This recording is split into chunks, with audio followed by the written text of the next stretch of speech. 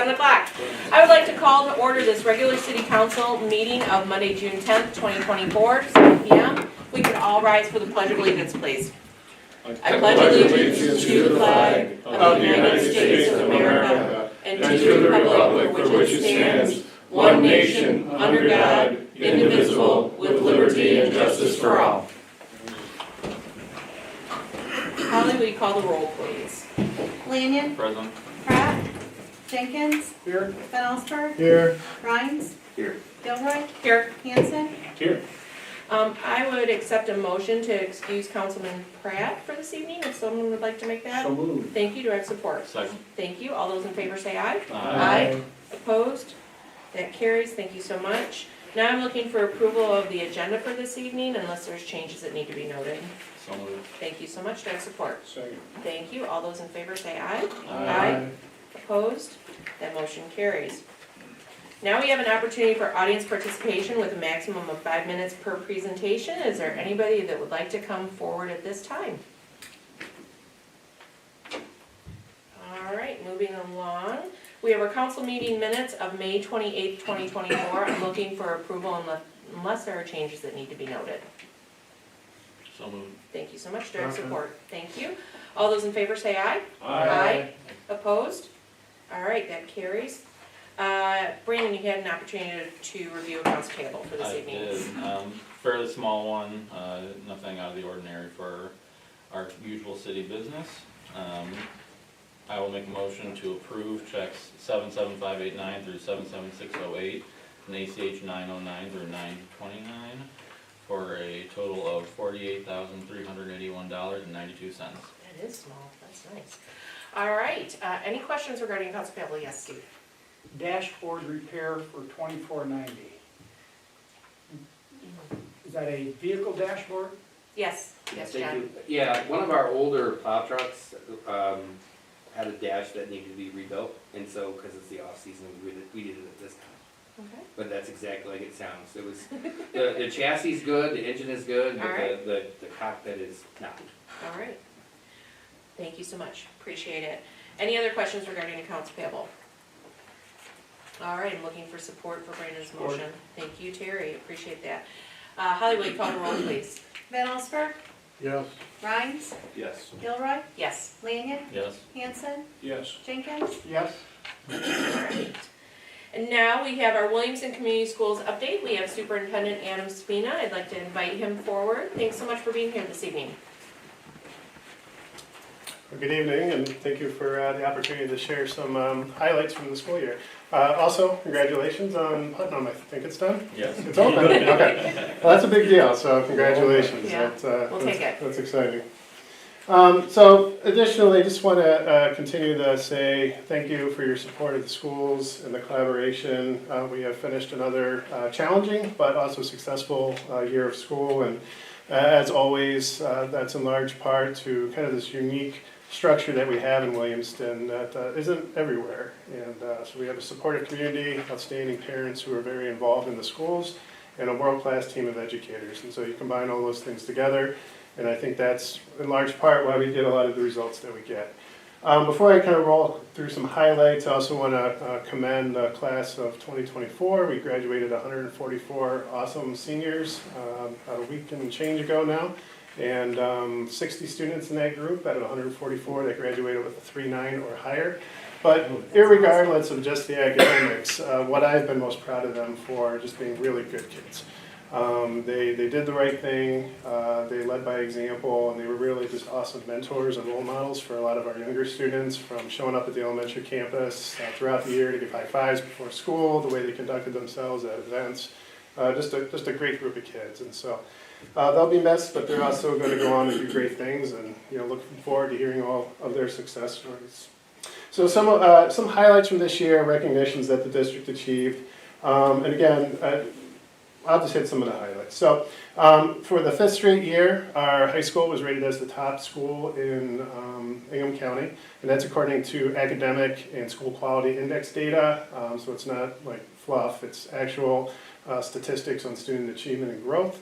Also this year, our middle school was ranked as the top middle school in the county. So Additionally, all our schools that participate in the state assessment system were classified as reward schools. That's the highest possible rating by the Department of Education. And all those schools in the state scorecard index metrics, so there's two evaluation systems. The letter grade system is going away. All the schools earned an A, though, this year for both student growth and student proficiency. And then for the state scorecard index metrics, all our schools that participate in the state assessment program were at a 90 or higher. Actually, I think the lowest was a 92. So again, strong results on all the state accountability systems. The high school, which again, high schools are always kind of the flagship school for any school district, was again named by U.S. News and World Report as amongst the best in the country for the 5th consecutive year. And for the 5th total time, the College Board awarded the high school the Advanced Placement Honor Roll for how students perform on their advanced placement assessments. Those are great highlights, and we're always very proud of those achievements. But the big thing that matters most to me is all the little wins that we have throughout the year and all the victories that take place that don't get in the news in our classrooms. And so that's the hard work of our support staff, our teachers, the collaboration by parents to make sure that those things happen. And we always talk about student growth as being the most important thing, because we can't help where students come in. We all come in at different places. But our goal is to maximize their potential. So their academic potential, their social, emotional, behavioral abilities, and really set themselves up for success. So we see a little guy show up in preschool when they're 3 or 4. We go through all those growing pains, work together, mentor, and grow them. And before you know it, 12 years later, we got 60 of 144 with a 3.9 or higher. And even those other kids, I mean, I never had a 3.9. So a lot of kids that really just maximize their potential, and they're going to do great things. And so I think this speaks volumes to those systems, the structure, and the support of the community to receive those results. Shifting a little bit to the fiscal realm, because this has been important, as you know, from my previous presentations over the year. Making sure that we're a fiscally stable district has been a priority. That has continued. We received yet another clean audit or unqualified opinion on our overall audit this year. So that just shows that, again, taxpayer dollars are being put to good use and appropriately accounted for. And unlike, if you read the headlines, a lot of districts throughout the state, they're going to be going through some significant cutbacks this year because of the loss of federal stimulus dollars. We are not in that position. We budgeted kind of knowing this point was going to come. And actually, we're going to be adding some positions moving into next year, mostly focused on the preschool and lower elementary to support some of our youngest learners with being ready for school and making sure they get off to a good start. Safety and security continues to be a priority. About a year and a half ago, I did a safety forum that was attended by first responders, and then we also had some other experts. And at the time, I think we had counted about 86 unique safety upgrades and reforms throughout the district in the previous 5 years. I think that number is probably over 100 at this point. But just some things we're going to continue to work on this summer. Exterior door replacement. We're looking to continue to install safety film across all our buildings that prevents people from breaking, smashing through that film or windows and gaining access to the buildings. We continue to upgrade and add additional security cameras throughout the district. This year, and again, in addition to being all our schools being My Heart Safe certified, we've also added 6 additional AED devices, including an outdoor device at the elementary campus. So as you know, day like today, there's hundreds of kids outside participating in those events, and their parents and their grandparents. And so we wanted to make sure we had an AED device that was accessible at that facility that was outdoors, so that has been achieved. Again, in collaboration with the Williamston Police Department, we continue to have uniformed officers in our schools every day, which has been fantastic. Not so much because we see a lot of behavior and incidents every once in a while, kids are kids, but mostly because of the relationships and the bonds they're forming with those officers and the connections that they're developing within the community. And we continue to employ our detection dog team, which is by far our most popular employee, I think, at least according to the survey data. But Gemini has been a huge hit throughout the district, and we look forward. She just turned 3 last week, and so hopefully she'll be with us for a long time. And then another major upgrade this summer, we're going to be installing on some of the aforementioned security cameras a program called Zero Eyes. It is a gun detection software that runs through the cameras. Kind of goes to a command center where they monitor those and should a silhouette of anything that resembling a firearm appear, we get notified within seconds. And so just another layer of security that we're installing throughout the district to make sure our students and staff are safe. So those are some of the highlights. Obviously there's been a lot more, but just to touch on some of the things that of note. On August 6th, there are going to be 2 proposals that we're asking the community to consider. The simpler one is proposal number 2, which is just a restoration of our operating millage. So essentially the Headley Amendment kicks in as property values go up. It automatically triggers a decline in property values. The state assumes we're receiving an 18 mil local contribution. When that number drops, the state doesn't change their funding. It just still assumes we're getting 18 mils even if we're actually not. So we're one of, I think, 3 school districts in the area that is not receiving its full state appropriated funding at 18 mils. So that means when you look at the paper, and for example, when you see like here's this per pupil funding allocation for all the schools in Michigan or all the schools in the area, we're not getting that until that gets restored back to the 18 mils. So the aggregate annual net for the district is estimated to be about $23,000. It does add up though over time, right? And so at a certain point you're talking about resources, safety, people. So that is a number that makes a difference. The majority of folks that live in town don't pay that, but if you own a second home, third home, vacation home, or business, you do contribute to that number. So that's the simpler one. Proposal 1 is what is often referred to as a 0 mil bond proposal. It does not change, or it's not anticipated to change the current tax rate. Obviously, it does add more tax debt to the community to pay off over time because you borrow the money to have those upfront investments. Michigan is one of a minority of states that doesn't include infrastructure in the funding that you receive from the state government. So a lot of states it's just embedded or added or it's something you can apply for. Michigan doesn't work that way. This goes back to Proposal A back in the early 90s. The way that you have large-scale infrastructure upgrades is you have to go to your local community and ask them if that's something they would be willing to support. So that's the way the system works. So the district is going to go to voters on the 6th and ask, are these things that you would be willing to approve? What we're kind of hoping with the ballot is that it's addressing things that the majority of community members know, or almost all community members know, are issues within the district. And so we did a survey back in the winter just to make sure that what we thought matched up with what the community thought, and it was almost like a 100% hit. Folks understood and recognized those issues that we brought to them.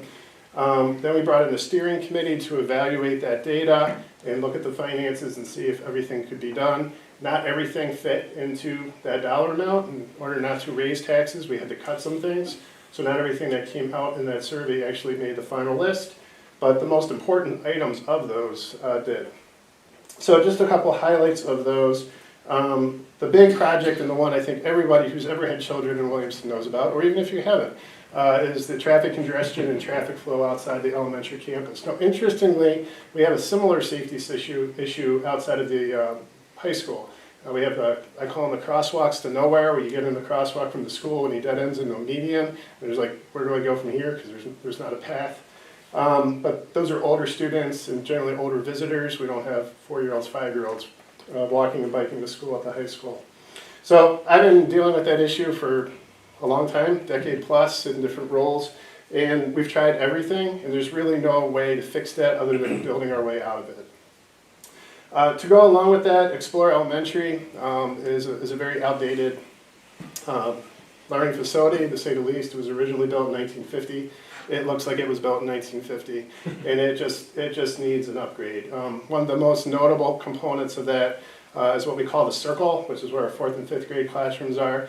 My first job in Williamston was teaching 5th grade in one of those classrooms. They're kind of set up like a pizza slice, and my first reaction was like, well, how do I do this, right? Because it's very small. You got big 5th and 4th graders. They're compacted in this very small space that's not arranged in a way that's easy to manage from a teacher's perspective. And so we really want to rebuild those to be modern, functional learning spaces for big upper elementary students. In the meantime, the old circle will be completely gutted, and it's going to be a built-to-suit place for what we call our art classes, area-related curriculum. So that's going to be like a new STEAM lab, a new music facility, a new art lab, and really bring that up to date to kind of be on par with what we see the other communities have done with their elementary schools throughout the area. one of the big hits and one of the reasons we're always glad we ask parents about things like this is one of the things that was really asked for by parents were outdoor accessible restrooms at the elementary school. So again, you're there at 7:30 at night, you got little kids, they use the bathroom, there's another hour of soccer practice you have to go, what do? They do bring out portables, but those can go south pretty quick depending on the time of year. So having those outdoor accessible restrooms where families can utilize while they're out there for those many hours of practice and games was something parents asked for and something that we'll integrate.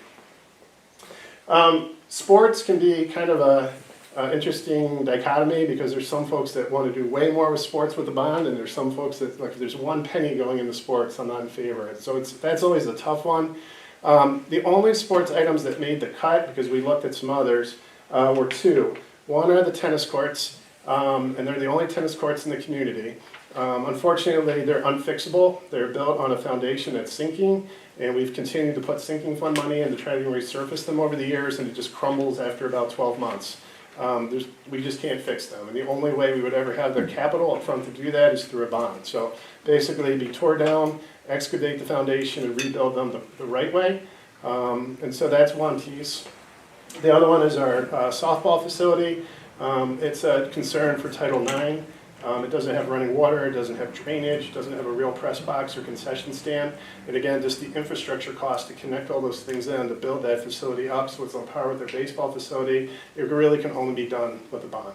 So those are the only two sports items we're touching with this, but they're kind of, again, must-have things because, just take softball, for example. Not only do you have a varsity and JV softball team, it's my understanding there's 11 sting softball teams. So that's a facility that scores, hundreds of girls will utilize to play sports, and they deserve to have a facility that's on par with what the boys have. So there's a couple other little things in there, band instruments, new classroom furniture for students, things along those lines, but those are most of the highlights as far as what that proposal would include. So that's kind of some highlights from the year, an overview of the two proposals in August. Are there any questions I could address? Yes, Scott. You hear about teacher shortages and low teacher salaries in the news frequently. Is that an issue here at all? Well, it's relative, but I would say in Williamston we've done a great job of being able to recruit and retain top-notch educators. It doesn't come without its challenges. The market is pretty tight right now, and so for jobs where we might have gotten, like when I applied for my elementary teaching job back in 2002, 2003, I think there were 500 applicants for that job. We don't see that anymore. I mean, you might get 20, and of those, 5 are folks that you really would want to interview and talk to. The great thing though is you only need one great teacher for that position. And what we're finding is we might not have 500 applicants anymore, but we still get the one great teacher that we wanted. Even for tough to fill positions, I've had folks say, well, you'll never be able to replace that ancillary position or that specialty position. Well, we always do, and we find really good people. And again, I don't know that that's really what we pay because we're more on the low end of salary, but I think it's the work environment, the culture, and the support of the community. And so when you go into education, you don't plan to make a ton of money, but what you do want to have is job satisfaction and being able to go into a place that you feel supported, it's a good environment, it's a positive place to be, and I think for the most part, that's what draws those candidates to Williamston. Great question, yes, Brandon. Not questions, but commentary. So one, my son just graduated from the Little Hornets program. We loved it, it's great. All the teachers we had were awesome and all the sports staff were great. We're hopeful that we might get a Mrs. Rhines as a teacher from kindergarten. I heard she's a good one. But two, I wanted to commend the school district and your staff and everybody on how you handle safety situations. Even being a Little Hornets, he had experience when we had the tornado warning, that was taken very seriously. And then we had the incident, I think it was last year, where there was the threat and there was lockdown and everything that occurred. And communication was awesome. They were very communicative with the parents, which is great because, obviously we're worried about what's going on in that situation. And, even talking from a 4-year-old, he understood that he was safe in the situation. So I wanted to commend you and your school district for how you handle those situations because every time it's been handled excellently. So thank you. Thank you. Well, we don't always get it 100% right, but what we've really tried to implement is a lessons learned process. And when we do have something or another district around us has something, we've really studied that to try to figure out a way to improve. So I can't say that we'll always be perfect, but we're constantly learning and trying to make sure those processes are as good as they can be. And it's sad that we have to have those things, but Mhm. here we are. Impressive numbers. I mean, 60 over 3.9 grade point average graduating senior class this year. That's half the class. That's amazing. I mean, I'm an alumni. Next year is my 40-year class reunion. Well, Next year. awesome. But I'll see in so 10 you know, years, if you you can need go a to the speaker 50 for plus event. graduation, I'm just gonna throw my hat in the ring That's right in now. July. Yeah, but so impressive. And you know, my parents went to school here. My daughter went to school here. It's great. You guys do a fantastic and fabulous job, and everything you just said speaks volumes. So you know, this is super important. Thanks so much for sharing. Anybody else comments for Adam? Yes, Steve. Question, actually, Sure. on the bond. So you say $38.5 million in investments, so you're gonna have a bond for that amount of money. Mhm. But it says current millage rate, so 0 projected increase. So as a homeowner, how is that gonna impact what I have to pay additionally in taxes? Yeah, so the more finite answer, more detailed answer, if you go to the Williamston homepage at gowcs.net, there's a little construction icon right on the very top of the page, can't miss it. If you click on that, it'll actually bring you to another page where it'll show you the debt projections. You can actually see how that debt moves along over the next many years. Now, again, that's always subject to change because the district will be responsive to that. So for example, with our current debt structure, we've refinanced that 2 or 3 times over the last 7 years when interest rates were lower to get the community a better return on investment. We've saved hundreds of thousands of dollars in overall tax fees by monitoring that. So that's not set in stone, but it gives you a pretty good idea of what that debt levy would look like over time. With the 0 mill, the trick there is that, so we're not asking for an additional millage, right? So it's gonna stay, the rate that it's at now would still be the rate after, hopefully it passes. But the rate continues out further because the community is still borrowing that money and paying it off over time, so the district gets that upfront investment. Off the top of my head, the way that looks like, and again, double check this by going to the site and looking at the graph, but more or less, the current debt that the district has starts to drop off 2031. I think you'll see that drop. So that's one of the questions I get a lot. Well, if I vote no, my tax is going to go down. Well, the answer is no. And it won't go down the next year or the year after that or the year after that. So you'll start to see around 2030, 2031, there would be a reduction. If you vote, if it passes, then in 2035, you'll see the millage rate pretty much be halved from what it is, even if the bond passes, and then it just starts to drop off over time until it's completely paid off. But I would recommend you go and look at the site. You can actually see that trajectory, and then there's also a couple other graphs for both proposals that I think are pretty helpful to articulate how this looks. Great. Yes. August 6th is the primary. What are you projecting as far as when it passes? When are you going to be able to do this with school just starting 3 weeks later, 2 weeks later? Well, so this is going to take several years, and we had actually looked at doing this in 2026, but I'll just tell you, I stand out there at the elementary school most days and just watch what's going on, and the only thing that keep us from moving it up 2 years and potentially saving a kid from getting pushed into the bus lane or there's a lot of bad things that could happen, was just working harder. So if we just worked harder, we were able to move this up a couple years. That means everything will be done sooner, and that could have some huge. I mean, we'll never know, hopefully, but some of those safety components are invaluable. There's a pretty nuanced timeline that shows all the different initiatives out of the bond and kind of like their projected start date and how long those would take. So it's kind of all over the place. Like some of the stuff is easier than others. So like band instruments. I mean, that's something we can move on right away. Building the new Explorer that's a major project, and it usually takes about a year just to do bidding and procure subcontractors and materials and all those other components. So I think for that piece, for example, the school, that would start in March of '26 based on the current timeline that we have to build the school. But it doesn't mean the service road, the tennis court. I mean, there's a lot of the other things that could be done sooner than that. But it's a major undertaking, and so that's one of the reasons we moved it up, so that the end date will be closer to when we were originally going to actually go out for this, and we can see some of those results for our kids sooner. Thank you. Great question. Anyone else? Adam, thank you so much. Okay. Thank you for your Appreciate you time being and here your this support. evening. All right, moving along, we'll start out with our action items. We have our 2024-2025 fiscal year budget resolution. We have a memo in the packet from our city manager, John Hannafin, so I'll just turn that right over to you. Thank you. I don't have a whole lot to add, other than, as you know, our budget process really starts every year around January with staff putting together preliminary numbers and assessing where we're at in that current fiscal year, and then marching our way to our visioning session in February, draft budget presented to the community and to council at the first meeting in April, two public hearings, or two work sessions actually in May, along with a public hearing at the second meeting in May, and then here we are. So, happy to answer any questions you may have. We've been over this quite a bit. The resolution is actually to adopt the budget and also establish the millage rate for the coming year.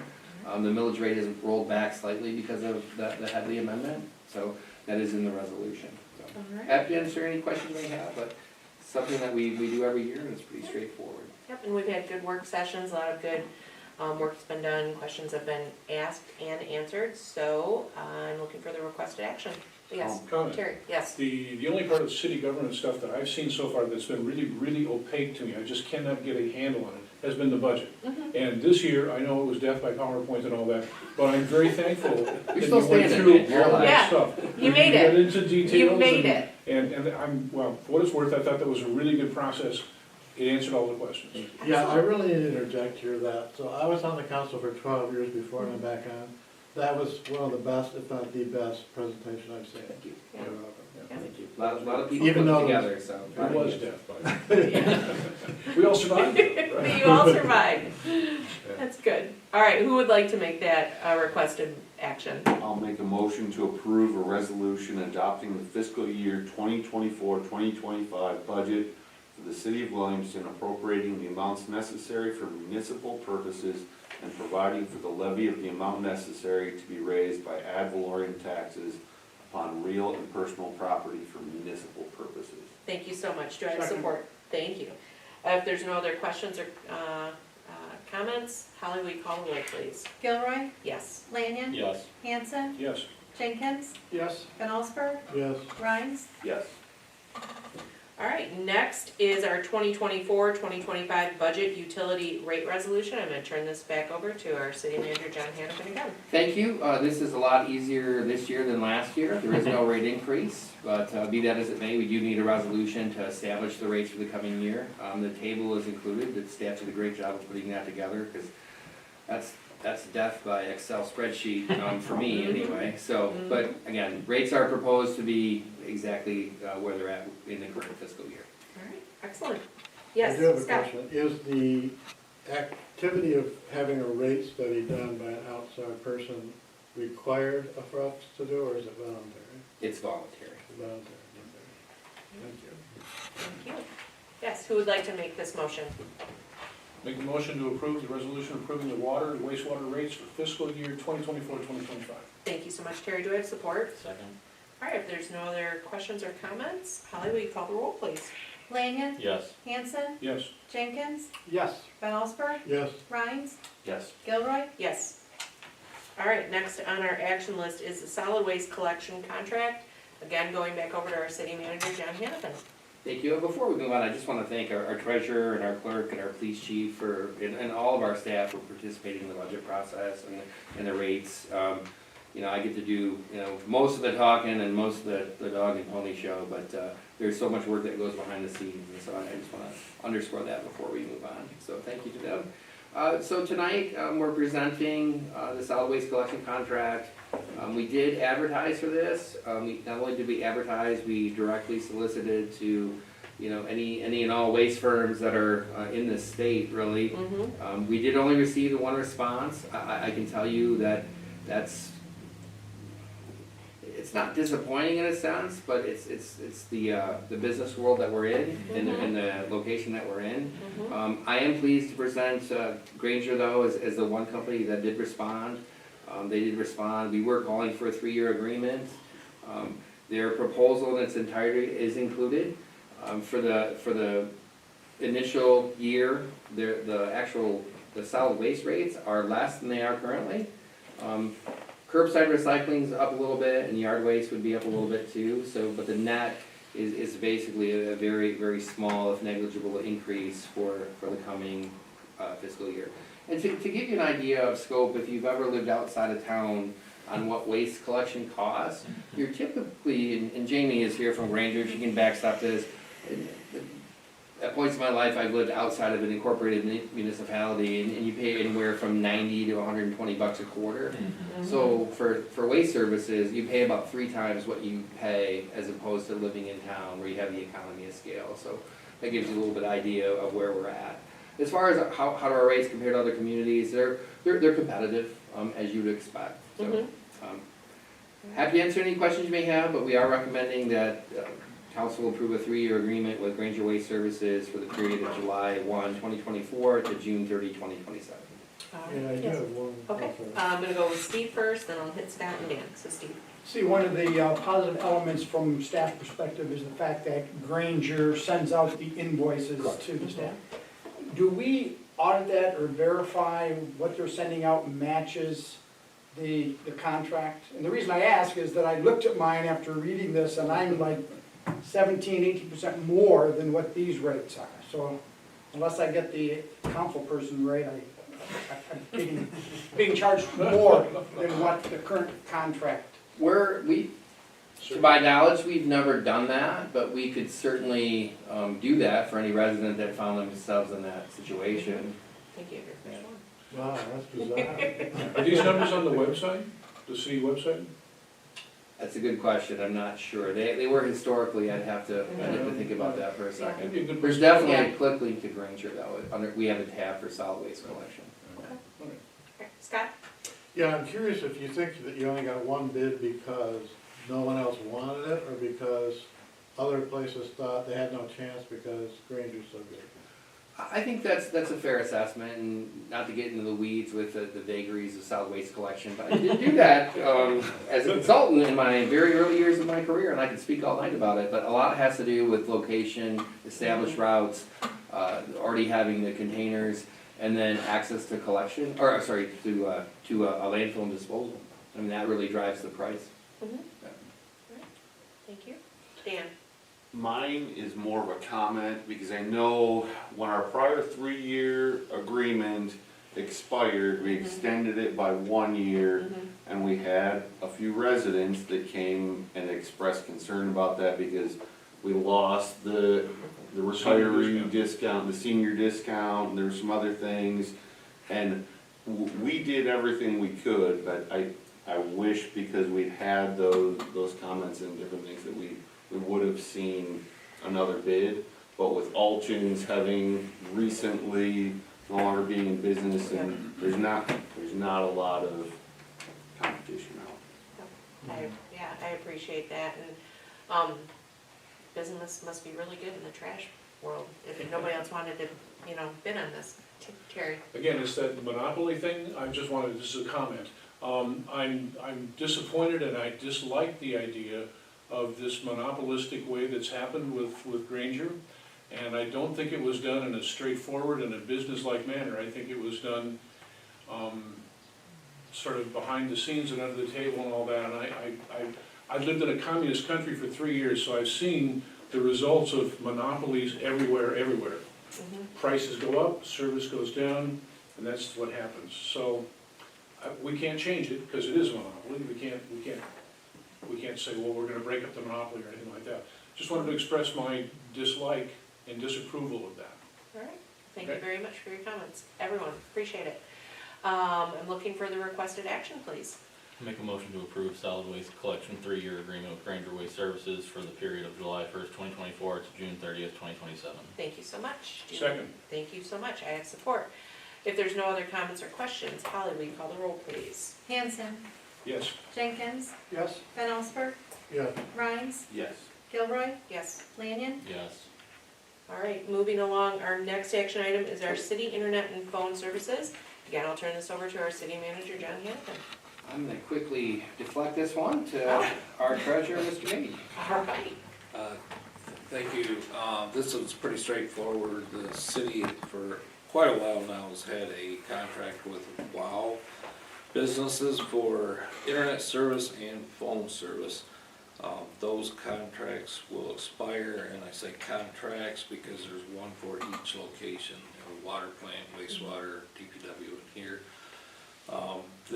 What we're proposing tonight, we met with WOW, and of course technology's changed some, so they were able to put together new proposals for each of the locations where the internet speed, the upload and download speed will be significantly faster in most of those locations than what we have.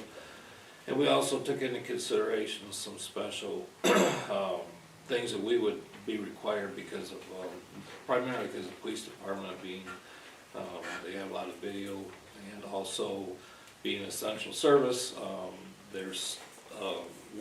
They're proposing that we get a plan that has guaranteed minimal downtime. So essentially, we're just renewing what we have, only with an enhanced product.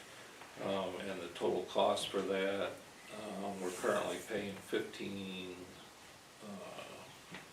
$1505.70 a month, and for all 4 locations, it will increase by $296 a month to $1802.04, and these are all 24-month contracts.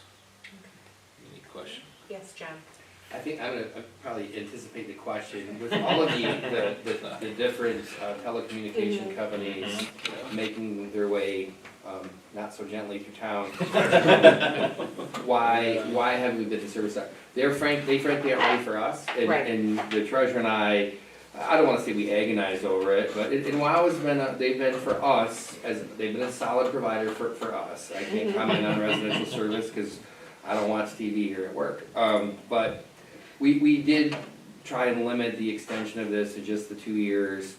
They wouldn't offer a 1-year extension at a reasonable price point. So we thought extending it for 2 years, and that will allow the infrastructure to catch up. And so that we should have multiple competitors for it next time. Because and that's one of the reasons that a lot of these, the companies are building 123net and Verizon are building the fiber network through town because it just wasn't available before. Right. I like that we know that they're not ready for us, but in 2 years, we can put this out to bid and hopefully it'll, bring some competitiveness to it. Did you have a question, Dan? I do, mention guaranteed minimal downtime for the police department. I'm assuming they have a window in which they have to fix any outage, or is that, am I getting too far in the weeds with that?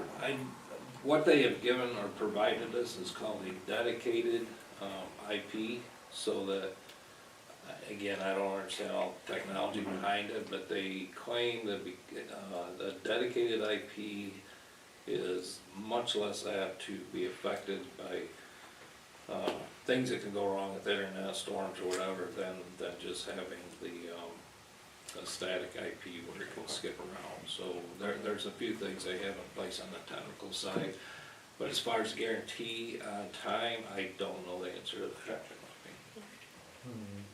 When does the current contract expire? End of this month, actually. Okay. Okay, all right. Any other questions or comments? I'm looking for the requested action. Make a motion to approve the internet and phone service provider contracts through WOW Business for the following city locations: 161 East Grand River, both city home police; 1657 Lynn Road, 781 Progress Court, 175 East Grand River Avenue, and 524 Sunset Street. Thank you so much, Terry. Do I have support? Support. Thank you, Steve. If there's no other comments or questions, Holly, will you call the roll, please? Jenkins, Yes. Van Allsburg, Yes. Rhines, Yes. Gilroy, Yes. Lanyon, Yes. Hanson. Yes. All right, our last action item of this evening is to reappoint Tim Ludwig to the Planning Commission for a term to expire 6/30/2027. I'm looking for that motion. So moved. Thank you. Do I have support? Second. Thank you. If there's no other questions or concerns about this application, Holly, will you call the roll, please? Jenkins, Yes. Van Allsburg, Yes. Rhines, Yes. Gilroy, Yes. Lanyon, Yes. Hanson. Yes. All right, moving along on our agenda, we've come to our discussion items for this evening, our construction project updates. John? Normally I try to avoid everybody's gaze during this update, but I'm gonna stare everybody in the face and smile this I time think you got around. some happy council members at So- this table. So, North Putnam opened up today, permanently for, right around 3:30, 4 o'clock this afternoon, so that was certainly a welcome thing to finish, but a good project, the results I think are really good. There's always things that, as part of a project punch list that we'll have to do, there's some things with the trees, got a lot of questions about the trees, which is good. Our staff will be helping with the bagging the trees, the next couple days, to make Great. sure that they make it, so it's good, it's open. Spicer did a great job on that project, as did KNR, our contractor, and I appreciate everybody's patience throughout the project. The other update is we did pave on Williams Street on Friday and Saturday, so that's good. Again, still some work to do there. We have to core out the manholes. There aren't as many on Williams as there are in North Putnam, but we do have some work to do there, and also some back of curb restoration. Unfortunately, some of that work that was done was subsequently disturbed by one of the telecommunication companies. So obviously we'll hold them accountable for that, and we'll make sure that that's maintained. And then Lloyd is progressing. It was always intended that Lloyd, as part of the schedule, would be a little bit later than Williams, but that's going really well. We were pouring concrete last week. On both Williams and Lloyd, where there were sections of sidewalk, we had to make some judgment calls on some things. And originally, the Williams sidewalk, other than a few sections, was not intended to have the whole thing done, but we did have quite a bit of cost savings on the North Putnam project, and so we were able to, and when we talk about adding sidewalk, we're not talking about adding hundreds of millions of dollars, we're talking about, $10,000 or $15,000 to make it a complete ADA compliant sidewalk, because we did not have that on Williams or on Lloyd. So we were able to make those field adjustments, and I think that was the right call, because frankly, I would have been right back here in July, after those projects are done, telling you that we're gonna do those sidewalks, because they weren't part of the original design plan, but be that as it may, we got those done, so happy about that. Excellent. Phil is here from Spicer, if you have any questions for him.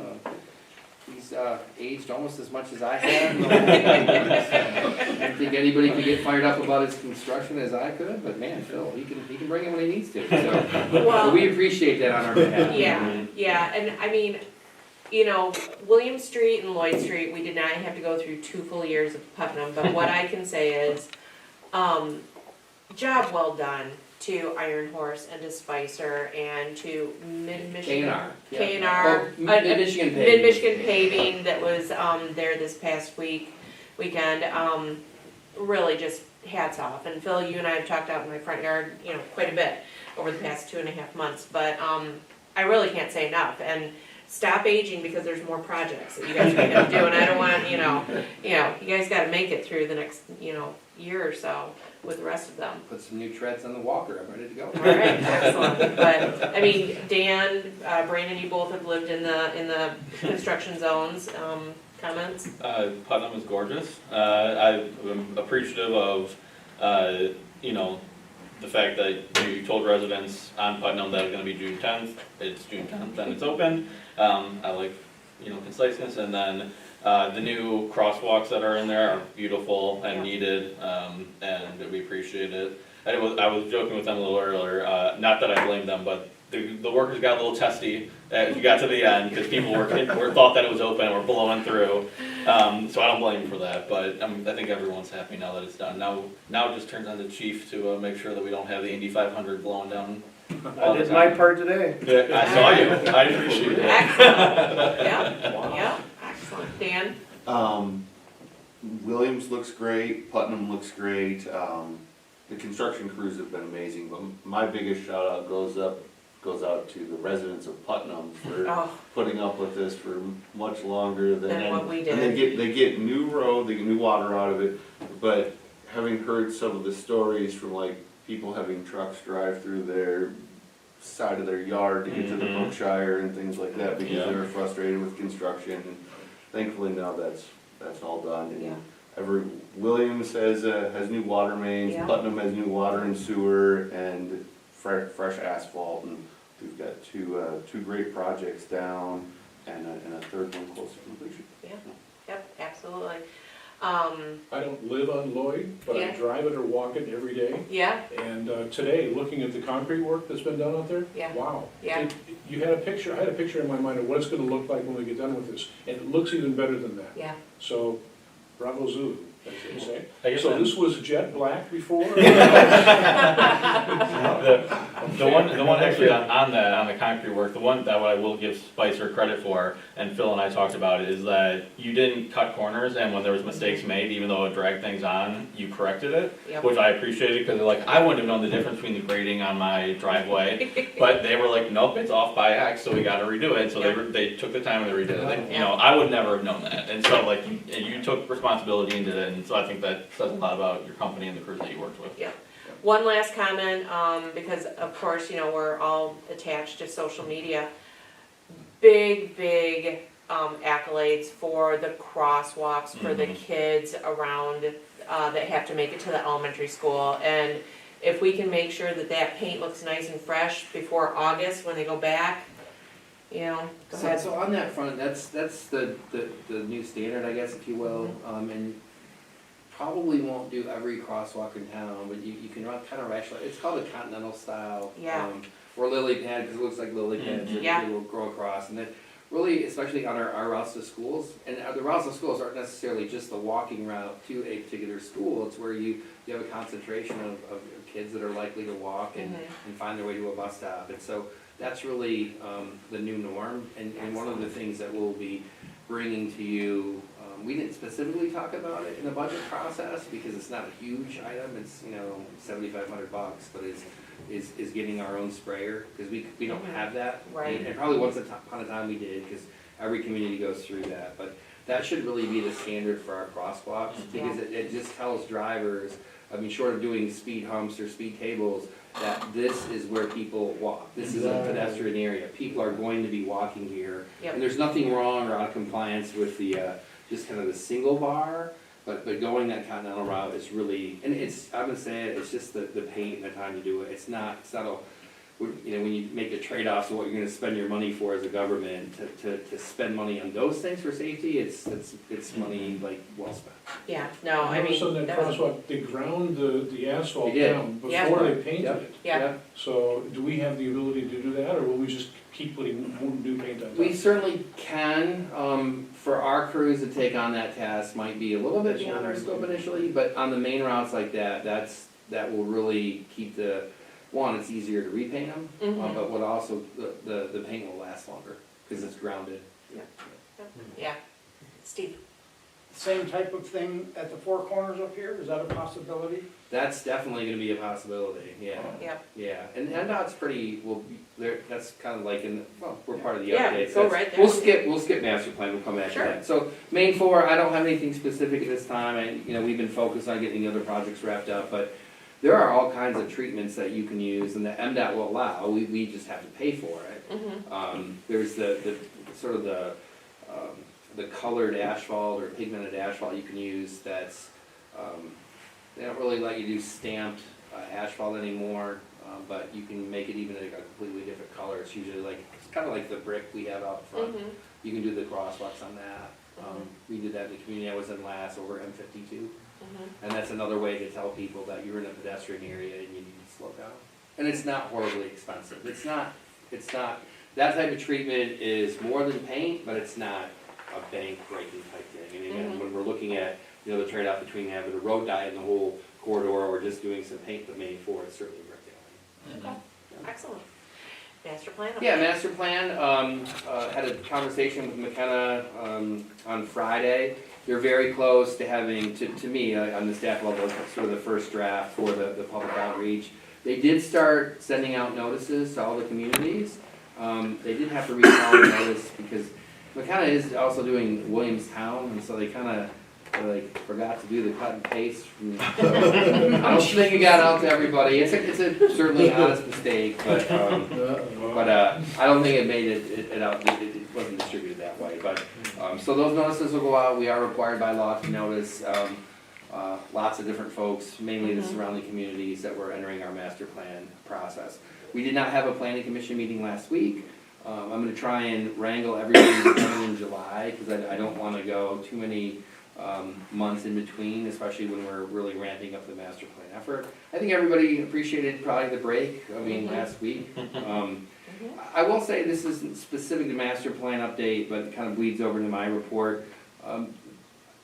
We did, through the TIFA, we did have an RFP out on the street for the house, and we did receive only one response, which is not an alarming or unusual thing, but part of that included, the renovation of the ice house, and then the addition of some residential as part of that. TIFA hasn't had a chance to discuss it yet. We'll talk about it at our meeting on Monday, so that's encouraging. And then also, there's been some interest on, it's the former Gary Tice property. It was Brookstone was the name of the development, and that property's been sold, or at least has an option on it. And there should be some housing, a site plan for housing coming. Probably not the July meeting, but potentially the August meeting. Is that the Raleigh Road one? Yeah, it's on Raleigh Road. Yeah. Access is Raleigh Road. Right. Yeah, access is Raleigh Road. It was originally supposed to be the extension of the senior condos. Yep. And then Mr. Tice purchased it, and it was gonna be, when he was originally developing it, was gonna be more 30-something focused plot condos. I thought Brookstone was the proposed. Off of Banner, the big Yeah. farm field. Yeah, the, Cause remember stuff over Gary there. didn't wanna do the utility tie-in unless that project was going Yep. to. Yep. I might have gotten the name wrong, but that's Okay. It's the property. Same property, yeah. Okay. So, South of Raleigh, right? Yep. Oh, yeah, South yeah, side. south side of Between Raleigh. the Yeah. two things. Yeah. I mean, Red Cedar and Fox. Yeah. Yeah. Okay, alright, well, Yeah. excellent, look forward to that. Alright, any questions or comments regarding the discussion items that we just went over with, John?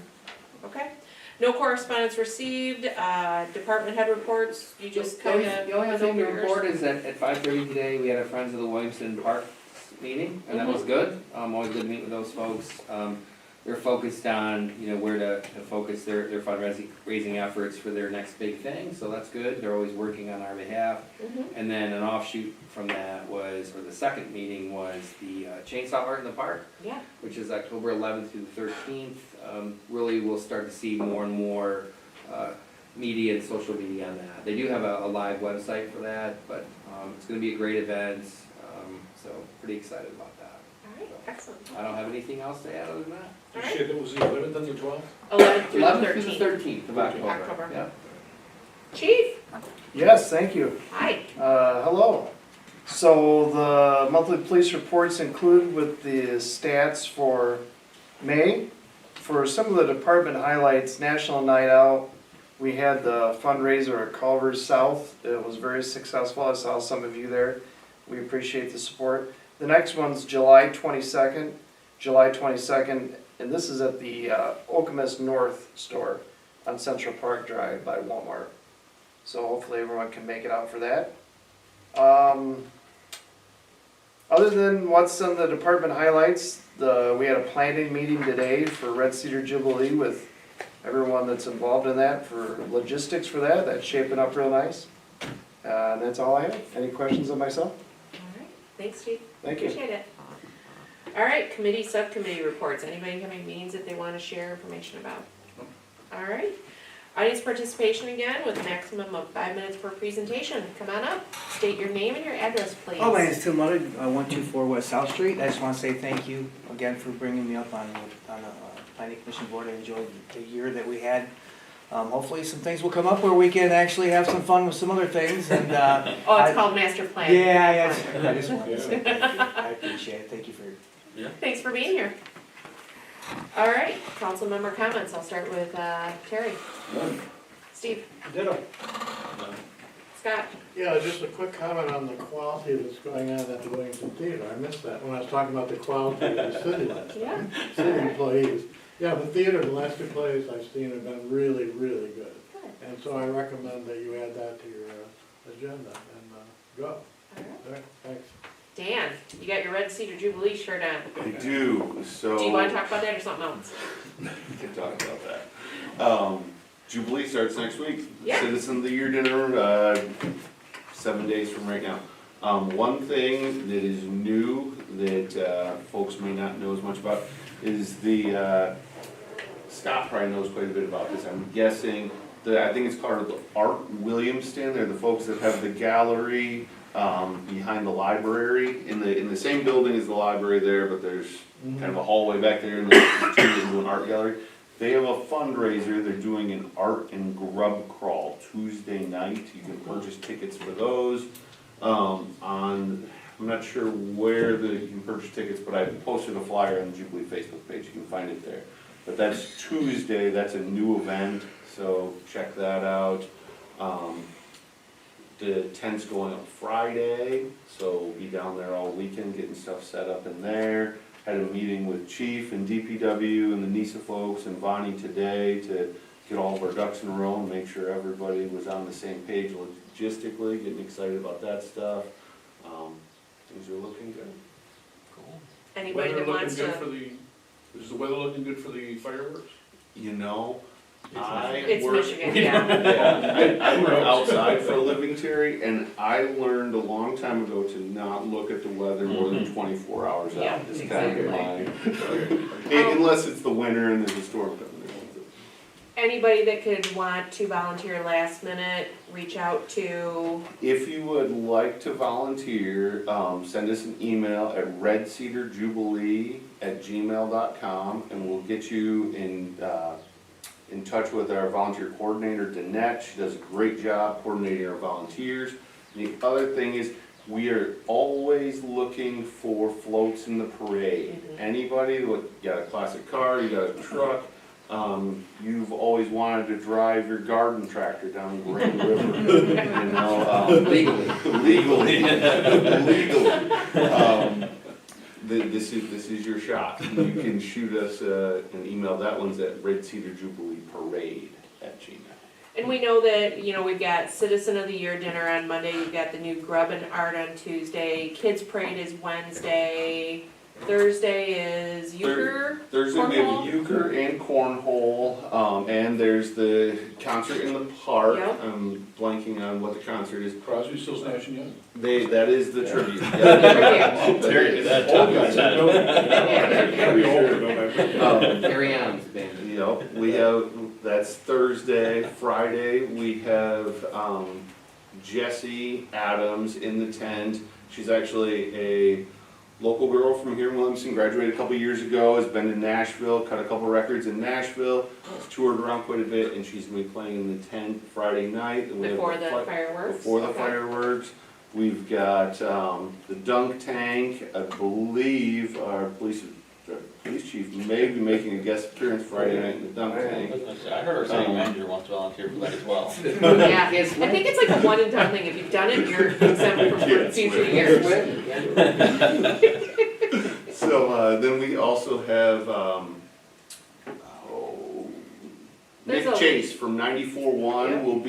will be down there Friday night.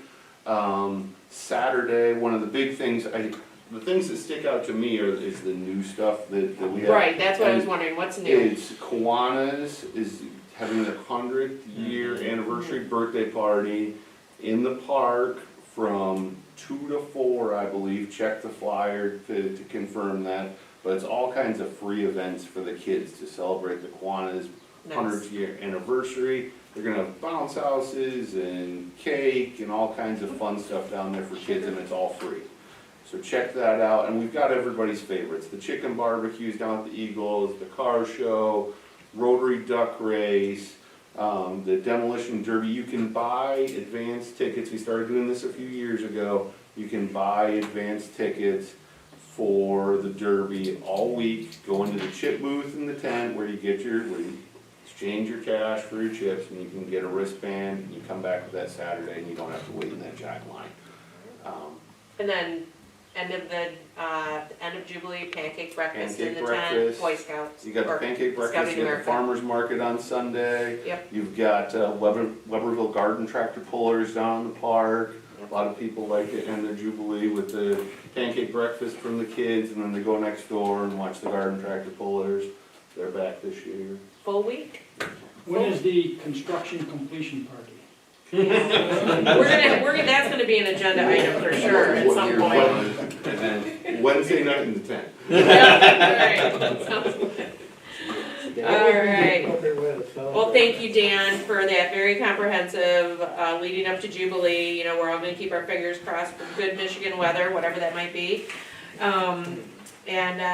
With that, you know what? It's 8 o'clock. I think we've had a lot of information sharing this evening, so I will call to adjourn at 8 p.m.